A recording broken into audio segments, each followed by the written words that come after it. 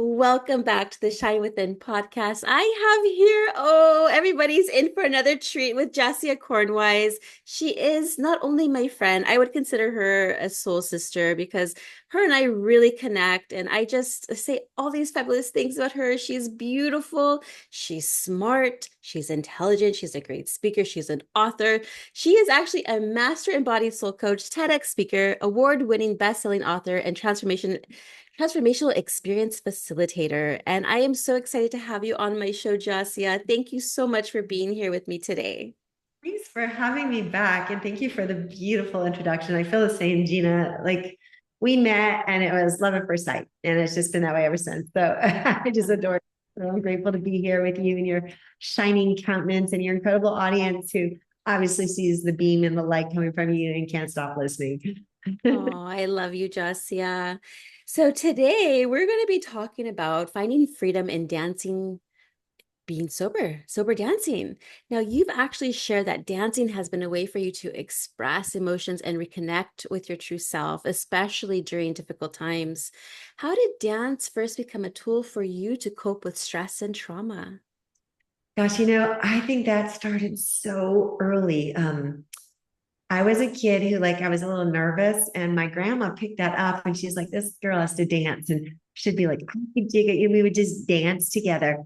And then I found that throughout my life, whenever I would dance, I was this gawky, geeky little kid. My parents had me in glasses to make it look like I didn't have a blind eye. Actually, it was really to protect my other eye. But in any case, it made me feel like a nerd. And so I was insecure. I didn't feel good enough.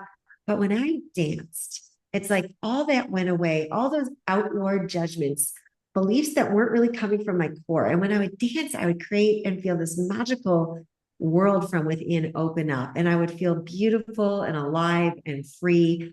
It wasn't like I was dancing in dance classes. I wasn't very good in my little dance classes as a kid. I was very average. I remember going to one of my performances and my parents kind of made some comment like, oh, she's not great. I took it in, but I didn't take it in hard because I danced behind closed doors. Whenever I was home in high school or junior high, I had music and I was sad. I was upset. I would put on the music. When I didn't know what to do with myself, I'd go down the basement. My best friend and brother would be working out and I'd be dancing. I went to dance aerobics. I just loved the feeling of it. And and this was before I even realized, I had a lot of hard stuff going on at those ages, but I didn't realize it because life looked pretty good at that point. But then when life got really hard, I found that dancing was the only thing that freed me. But just to back up, I was that person who there'd be a band playing and I'd be the first one out on the dance floor. I didn't care, which is really interesting because I was so self-conscious about everything else. But somehow or other, I had already grasped from a really deep place within me that when I moved from within my body and I felt my own freedom, all those things that the outside world had told me about myself or limited me by, suddenly I didn't feel them anymore. And so I just wanted to dance and move whenever I could. And believe me, I wasn't coming from a talented, trained dancer place. This was just moving and grooving and shaking and feeling and releasing. I later learned that it is exceptionally helpful for freeing up trauma and releasing stuck emotions and opening up places inside ourselves for expansion that have been shut down. But you asked about hard stuff. Did you ask about that yet? Did you ask about that? We can ask about it now. Yeah. So I found that, throughout my life, it was a way I de-stressed and always could come back to joy. And when I had a horrific experience where I had been held up at gunpoint by multiple people, kidnapped, raped, robbed, a horrific experience that it's amazing I'm still alive from. I knew the next day I'd already been performing. I was dancing with a band at that time in my life. I was 27. My boyfriend had a band. I was dancing on stages, on the streets, on beaches, anywhere I could, we were dancing. And we had a performance literally the night after this event. And everyone who knew what had happened was like, are you kidding me? You can't dance right now. People were assuming that I would be somehow ashamed. And yet my instinct against what everyone else said, except my boyfriend at the time who agreed I should dance, because he understood the power of that. So it was his passion too. Um, I knew that it was the only thing that was going to make me feel alive and empowered again. And like no one could steal my soul, no one could rape my body, like, and actually affect my soul, that I am still free. And after that, I danced on that stage. And then I began renting a dance studio every day in San Francisco. I was living there at the time. And I would get up every morning before work and I would go drink my coffee, journal, and then go and dance. And I would dance till my eyes were sobbing, till my rage was out, till I would finally spin and spin. And eventually I'd feel free and beautiful again. And there I was home. And that practice continued to be foundational thing in my life, which I eventually began to teach others. Now, I was a therapist at the time, a coach, and then I started to train in therapy and breath work and all these other tools. But really, I was that person that people would say, I go to a Grateful Dead show. That was one of my first experiences of meeting people like who danced free. And I wasn't on any drugs at the time or anything like that. And everyone was like, sister, what are you on? I want to join you there. Wherever I go, people are like, oh my God, you've had some drinks. But it was like people would assume that freedom came from being outside of yourself, like from loosening up. But for me, that freedom was inside, and I just had to get in there. And so dancing sober, and especially your audience who so many people struggled with sobriety. And like you, right? You danced. And I think a lot of us have had those experiences of having like MDMA or some other experience to open our hearts up and dance. And how amazing it can be, but then to realize that that's actually inside you. If the drug is not needed, it's accessible. It's such a wonderful thing to teach people, because it inside us is this free human that before all the trauma, before all the assault, before all the shaming, there's someone who is alive and kicking in there who wants to break free. Yeah. Oh, beautiful. And I always get touched by hearing your story. And for our audience, if they want to dive deeper into that story, they can check out her TED Talk. I believe you go into talking And about your inner guidance. talk, definitely it talks about that. Oh, my tag talk. Yeah. Yeah. Thought leader. I'm not sure which one I share about that piece, but if you read my book, The Love Ball Game, Embracing Yourself and Embodying Your Soul, you'll really get it. Yes, I'm definitely moved by that. So with my little story here, and I shared this with you recently, that I felt like I needed to drink, I needed to do MDMA, I needed to have some substance in order for me to loosen up and feel like being more confident, dance better, socialize better. And that, like you're just saying, is not the case, because I am having more fun sober dancing than I did back then. Tell me, like, so when you ask yourself that and inquire into that, why do you think that is? Because I can give you my thoughts, but I'm curious to hear what you would say. Because I've learned to love my spirit inside. And then when her and I we tag team, but when I say tag team, I mean she talks to me with great feedback. She boosts up my self-confidence, boosts up my self-esteem. You can call it the Holy Spirit, you can call it your inner guidance, you can call it your higher consciousness. It's your soul, your true essence of yourself. And when that's released, oh, I'm getting like goosebumps now. Oh, and I got some sparkles on. I didn't realize, I think I sprayed some stuff and I have some sparkles on. When that is, I was like, oh, neat. When that is released, you are your true truth. You are you, and then you will just have fun. And you don't have to rely on anybody else's opinion about how you're dancing, how you look. You just loosen up and you free yourself. And so I'm so happy that's what you said. But going back to what you're saying, what are your thoughts? Well, I think the sheer act of dancing sober is a rebellion against a whole cultural belief system that we need to be perfect and different than we are. And when you can, people who have found that access point, which I teach people to fall in love with themselves through movement and healing and coaching and embodiment, that when you find that inside, you can see who's dancing outside of themselves on the dance floor. You can feel it. You can feel the people who they're not at home. They're just kind of flying around trying to find themselves. And there's no judgment on that at all. We sometimes have to do that till we realize it's inside. But when we can get permission to live from that place within, as you said, like God, soul, spirit, source, whatever you want to call it, that's operating. And sometimes when we use, a lot of people use, whether it's alcohol, spirits, or party drugs to free themselves, it's because they don't know how to find that safety yet within. And imagine a life where that's there all the time. I mean, you and I could probably, I mean, I know I did this. I mean, I watched myself the other day. I came out of the gym. I was doing something there and I had a great song and I danced all the way home. And I was laughing because I'm like, cars driving by, there's this kooky girl dancing down the street, but it doesn't even shake me. It doesn't even faze me because I'm free. I'm like, why would I stop dancing because I'm on a street? I'm having a good time. Why is that any different than running? Why is that any different? You can run on a street. No one's going to think you're weird. But when you're running, you're in a linear package. No one sees your inside.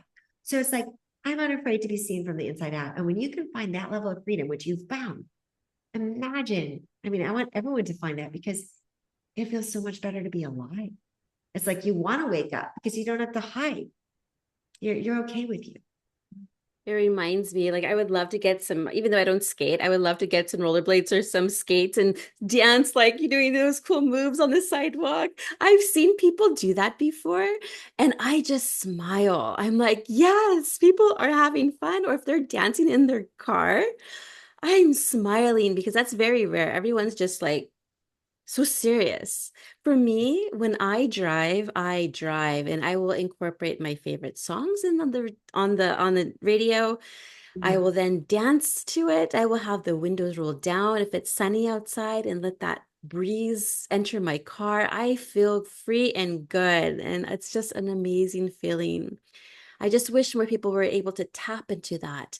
How do you Yeah. actually teach people to tap into their confidence so that way they can feel free and liberated to be themselves, especially when it comes to dance? I've experimented with a lot of different things. I was trained as a five rhythms teacher, so I've taught five rhythms classes. I've led ecstatic dances. I've led retreats where I help people use movement and breath.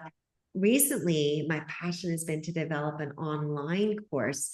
It's called Rise Up and Dance. It's a 12-week program that it's about helping people who are stuck in self-sabotage, self-hate, invisibility, self-denial, creative blocks, lack of self-care. It's this daily practices with movement practices, themes that help you look at what's blocking you, empowerment exercises, visualizations, and then like once a week coaching, group coaching, individual if you do the VIP. But the idea is that you're doing it on your own, but I'm in the video there helping you get through things and having you accountable. And the thing about when you're on your own is for people, there's a lot of reasons people don't dance. Sometimes it starts touching into feelings they don't want to feel. Being sensual, if you've been traumatized in your sexuality or shamed around it, can bring up a lot of discomfort.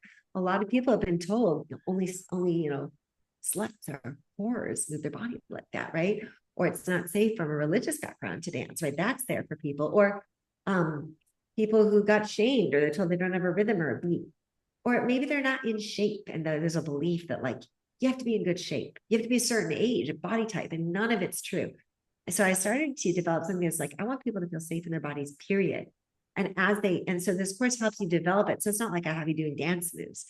It's like I have you trying to find what does it mean to move through things, release the energy and the emotion and the feelings in a safe place where no one's watching, no one's going to make fun of you. It's you on you. It's your process. And yet I'm there to support you and take you deeper. And I'm finding that is working for a lot of people in a way that's different than people who break through with other people in courses. Both are true. And, I was someone who I taught courses and I took them, of course, to get to that point of being a teacher. And I loved being on the dance floor. It didn't really stop me break free from a lot. But then I didn't realize until I did my own internal process daily, daily, daily, every day on my own that I was holding back on myself. I thought I was free, and I was. I was living a successful life. I was a therapist. I was a counselor. I was a coach. I was a teacher.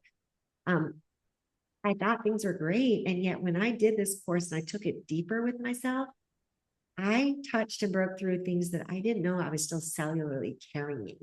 And so that launched my awareness of, wow, there is more to this than I even realized that I can do in a way that no one could have. I couldn't have had that witnessed. I had to do that in sacred space. And so I thought I better do this too. Yeah. So neat. A story I want to share with you, and I may have mentioned this to you before, is that when recently we were at a wedding in May, and for me, when I used to go to weddings, it was all, where's the free bar? The unlimited drinks there at the wedding, and I would just drink, drink, drink, and then have a good time. Well, Yeah. this wedding, we actually we're able to bring our children, and my husband doesn't drink, thank goodness. And and then we went and nobody was dancing. We're like, no, not even they were drinking. It was Yeah. open bar, but nobody was dancing. And then we were just like, oh, we need to bust out of there and show some dance moves and have fun as a family. And it was so cool. Like, okay, my oldest one, I'll be honest, he didn't participate. He was just standing there looking, like kind of bobbing his head a little bit. But we were like in a circle, going left, going right, turning around, I was turning the kids around. We were all dancing together as a family. And Oh, it so is something so amazing about that. yes, I totally love that. I remember my son was raised dancing too, because I was leading big five rhythms and ecstatic soul shake dances in our community. And his dad at the time was also doing the same and DJing. And so he was raised in music and he would just get out there. I'll never forget this one day. He was trying to read a book and he sat and he was reading a book while spinning circles like a Sufi whirl. And I just cracked up. I'm like, that is a kid who's integrated movement and life. And I realized, he danced in my womb, like all the way through my classes. And now he's a musician, not a surprise. Amazing, amazing. Um, I was going to go ahead and ask you, Yes, please.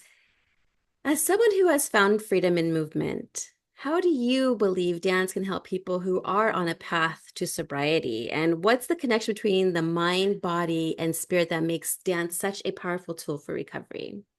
It's absolutely essential to find recovery comes when we become comfortable in our own skin. And so many of us have left and chosen alcohol and drugs to leave our bodies because we needed to. Usually there's a trauma, known or unknown, that has taught us that it is good not to be connected to our bodies, and we take off. And so learning to embody and move and feel all of that inside and release it, it's actually been proven 98% more effective than SSRIs, cognitive behavioral therapy, meditation, jogging, gyms. I mean, the statistics are out. If you listen to The Body Keeps the Score by Bessel van der Kolk, it's an incredible book about trauma healing. Now, a lot of people who are recovering may not even think they have a trauma in there. They think, oh, it's just fun. It's what I do. And sometimes there's generational trauma where they learned it from the generation before. That's what everyone did. That's what you did culturally. And so we also learned that the body holds not only our own trauma, but it cellularly has markers. You can track people from epigenetics and find markers that actually show this generation, this family is carrying this predisposition for anxiety or mental illness because of generational trauma. And so sometimes the people who are taking substances, they're trying to self-medicate from other things, whether it's traumas they need to heal or imbalances in other ways. And as we enter our bodies, we can start to come home to ourselves, express and get in touch with the feelings, and sometimes literally just release things cellularly. We don't even know what's going. Suddenly we're crying, we're laughing, we're sweating, we're getting visions, we're getting creative downloads. It's an amazing tool. Beautiful. I've just got so much to say about the topic. I know. Oh, and I love all of your talks, by the way. Oh, love them all. You speak so well. And very Oh, encouraging, but definitely very encouraging. Like I'm just starting to learn how to do all this stuff. I'm like, I need to model Jacia. She's the pro. you're so sweet. You're amazing. So, do you have a special event that I would love for you to share to our audience that I'm so excited? I signed up and I just cannot wait to dive into it. Can you please share what it is? Yes, and in fact, Gina's one of the featured people on it, by the way. So it's called the Freedom to Flourish Summit. And you'll be seeing, well, actually, probably by the time you're watching this, you'll have links to sign up right now. It's free. I've got over 24, it might be up to 28 experts on from this to that. I mean, anything you could think of, from the spectrums of healing to the spectrums of executive coaching and money to like astrology to movement, you name it, style coaching. I've got experts, like amazing people. But what's most interesting about this is it's not about showing off experts. It's about showing their authentic stories and the challenges they had to come through in order to find the freedom to then not just become free, but actually live a life that they're flourishing in and that's inspiring. And the reason I'm doing it is I want everyone out there to know, because I fully believe this, that when we're in our bodies, we're connected to our hearts, minds, and souls, our purpose will become activated. We'll be able to recognize that we are all born with something to offer. And a purpose doesn't have to be a grand thing. Not everyone's going to be writing books or on stages, but there is a gift you have. And when you're living that gift, it's the greatest high you could ever have. You don't need any other high. It's the greatest gift you can do for the world. And so it's going to have tools and tricks and real life stories for the summit. There's also opportunity to jump on VIP. It's like really $49, and you can join me for a breathwork class, an online dance class, a meet and greet with prizes and offers. It's going to be an amazing time. And the summit's going to go for 30 days. So you can watch this. It'll be on and live for 30 days. So why not sign up for it? I mean, sometimes during the month of December, I guarantee you're going to be like, I'm going to have a TV or a Netflix or podcast binge. We're going to need it. Times get cold and intense in that month. This is going to be an inspirational way to spend some time. So I'm really excited you're going to be a part of it. And I hope listeners here, you'll join in and check it out. Yes, I am so honored and so excited. And yes, I signed up for the VIP because I want to do the breath work. I want to go ahead and meet some amazing people. And I also want to dance. So I love it. Jacia, thank you so much for being on my show. Is there anything else you would love to share to our audience today? Well, maybe just hopefully we'll have the link, but it's www.freedomflourishsummit.com. Yeah. Beautiful. Yes. And I will have all of those links in the show notes for our listeners. And oh, one other thing, if you're curious about how to develop like a morning practice with dance, check out go to my website, www.jaciakornwise, JACIAKORNWIC.com. And at the first page of my website, on the very top, it says download my free morning stress buster reset. Check that out. It's a lot of fun. And it's free. heck yeah. Heck yeah. I love it, Jacia. Yay. Well, again, it's always, I just love talking to you. I can talk to you forever and ever and ever. The same, and shine within is who you are, and it's what we all can be and we all do when we get home in ourselves, and dancing is one amazing way to it. Dance is therapy. Oh, my mom would say the same thing because she danced all her life. She says, I need to go out dancing because I don't feel good. I've said, oh, you do it, Mom, you do it. So It's been used through ages of time, right? For war, for grief, for pride, for celebration. We're dancing. that's right. Beautiful. Well, thank you so much, Jacia. Thank you, sweetheart.